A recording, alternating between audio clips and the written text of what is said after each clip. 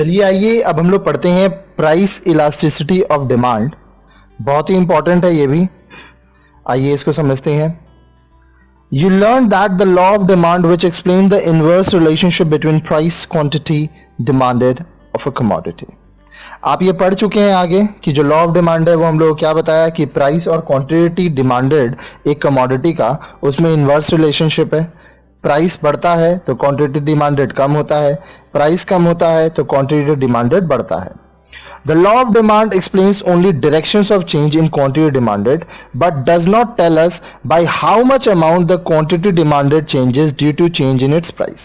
अब देखिए law of demand तो सिर्फ ये बता रहा है कि अगर प्राइस कम हो रहा है तो डिमांड बढ़ रहा है, और अगर प्राइस बढ़ रहा है तो डिमांड कम हो रहा है। ये आपको सिर्फ डायरेक्शन दे रहा है, लेकिन ये आपको ये बात नहीं बता रहा है कि कितना चेंज होगा क्वांटिटी डिमांडेड में अगर प्राइस का चेंज हो तो। The response of quantity demanded to change in price of the commodity differs in different cases. अलग अलग सिचुएशंस में प्राइस का चेंज से जो क्वांटिटी का डिमांड का चेंज है वो अलग होता है। This forms the subject matter of the study of price elasticity of demand. अब ये जो चीज है कि कितना चेंज होगा प्राइस के चेंज होने से क्वांटिटी डिमांडेड, वो हम लोग का यहां पे है सब्जेक्ट मैटर, जिसको हम लोग बोलेंगे प्राइस इलास्टिसिटी ऑफ डिमांड। ठीक है, तो meaning of elasticity of demand, पहले ये समझिए कि इलास्टिसिटी ऑफ डिमांड क्या होता है। Demand for a commodity is affected by many factors such as its price, price of related goods, income of its buyer, taste and preference etcetera. किसी भी product का, किसी भी कमोडिटी का जो डिमांड है, मांग है, वो क्या चीज पे निर्भर करेगा कि उसका प्राइस कितना है, दाम कितना है। जो रिलेटेड गुड्स है, आप सब्स्टिट्यूट गुड्स बोलिए या कॉम्प्लीमेंट्री गुड्स बोलिए, उनका प्राइस क्या है। इनकम ऑफ द बायर, जो खरीदार है उसका इनकम कितना है, कमाई कितना है, उसका टेस्ट क्या है, प्रेफरेंस क्या है, उस हिसाब से। Elasticity means degree of response. Elasticity का मतलब क्या होता है कि वो कितना रिस्पॉन्स करेगा, कितना रिस्पॉन्ड करेगा। Elasticity of demand means degree of responsiveness of demand. तो इलास्टिसिटी ऑफ डिमांड का मतलब क्या हुआ कि डिमांड कितना होगा अगर चेंज हो रहा है तो। So what would be the degree of responsiveness of demand. Demand for a commodity response to change in price, price of related goods, income etcetera. So we have 3 dimensions of elasticity of demand. आप देखिए किसी भी product का जो demand है वो change होता है कब, जब उसका प्राइस चेंज हो रहा है, या तो उसका जो रिलेटेड गुड्स है उसका प्राइस में कोई चेंज आ रहा है, या तो जो इनकम है उसमें कोई चेंज आ रहा है। तो हम लोग के पास 3 डायमेंशंस है, 3 मापदंड है इलास्टिसिटी ऑफ डिमांड को कैलकुलेट करने के लिए। सबसे पहला है price elasticity of demand. Price elasticity of demand means degree of responsiveness of demand for a commodity to the change in its price. जब किसी कमोडिटी का मतलब क्या हुआ, एनी गुड्स और सर्विसेज। ठीक है, क्योंकि हम लोग देखिए गुड्स भी खरीदते हैं, सर्विस भी खरीदते हैं। तो इसका जब प्राइस चेंज हो रहा है तो कितना डिमांड आ रहा है, कितना कस्टमर प्राइस चेंज के ऊपर डिमांड लाता है और रिस्पॉन्स देता है। For example, if the demand of a commodity rises by 10% due to 5% fall in its price. देखिए मान लीजिए पहले 100 रुपया दाम था प्राइस, और क्वांटिटी डिमांडेड भी था 100। ठीक है, अब क्या हो रहा है कि 10% जो डिमांड है वो बढ़ रहा है, तो 100 का 10% तक हम लोग बढ़ाए तो अब डिमांड हो गया 110। प्राइस फॉल कर रहा है 5%, 100 का 5% कम करेंगे 95। ठीक है, तो प्राइस इलास्टिसिटी ऑफ डिमांड क्या हुआ, percentage change in quantity demanded divide by percentage change in its price of the commodity. ठीक है, देखिए 10 जो है वो क्या है, परसेंट चेंज हो रहा है पॉजिटिव में, 5% नेगेटिव में, तो 10 divide by -5 which is equal to -2 which is going to be your net change।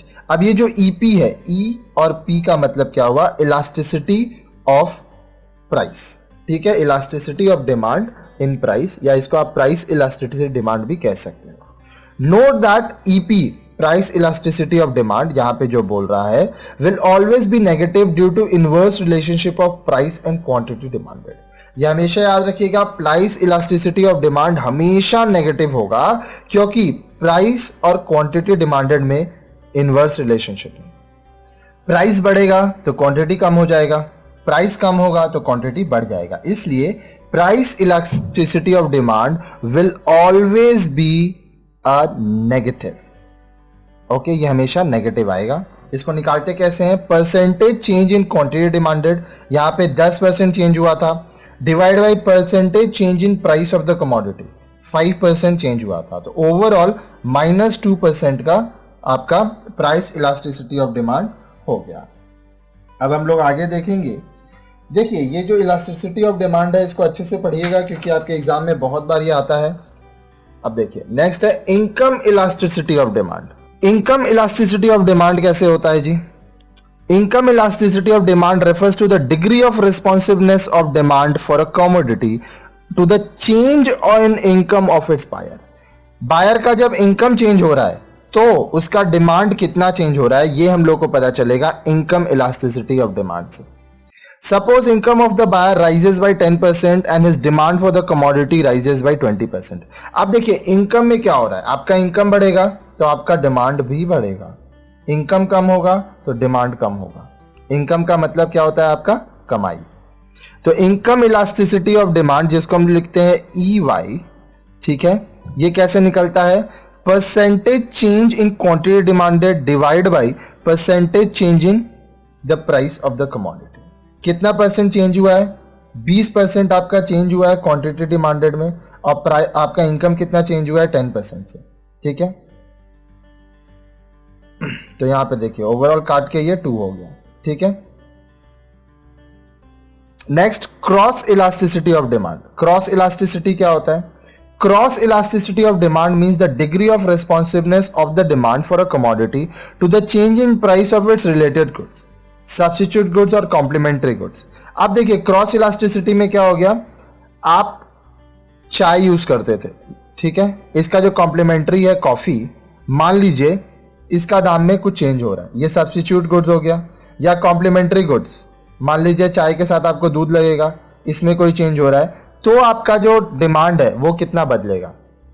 Suppose demand for a commodity rise by 10% due to 5% rise in the price of its substitute goods. चाय का दाम बढ़ गया तो अब लोग चाय तो नहीं खरीदेंगे, कॉफी खरीदेंगे, इसलिए कॉफी का डिमांड बढ़ा क्योंकि चाय का प्राइस बढ़ गया। Then cross elasticity EC, cross elasticity को हम लोग EC कहते हैं, ठीक है। वो कैसे होगा? Percentage change in quantity demanded divide by percentage change in the price of related goods. तो देखिए, जो क्वांटिटी आप डिमांड कर रहे हो, कितना आप डिमांड किए? 10%, और जो प्राइस चेंज हुआ है वो है 5, तो ये हो गया 2। Test and preference can not be expressed numerically, so elasticity of demand can not be numerically expressed. अब किसी का टेस्ट और प्रेफरेंस क्या है ये हम लोग नंबर्स में नहीं बता सकते, इसलिए आप यहाँ इस केस में नंबर्स में नहीं कैलकुलेट कर सकते कि आपका डिमांड का जो रिस्पॉन्सिवनेस है वो कितना होगा अगर किसी का टेस्ट और प्रेफरेंस बदल जाता है, ठीक है।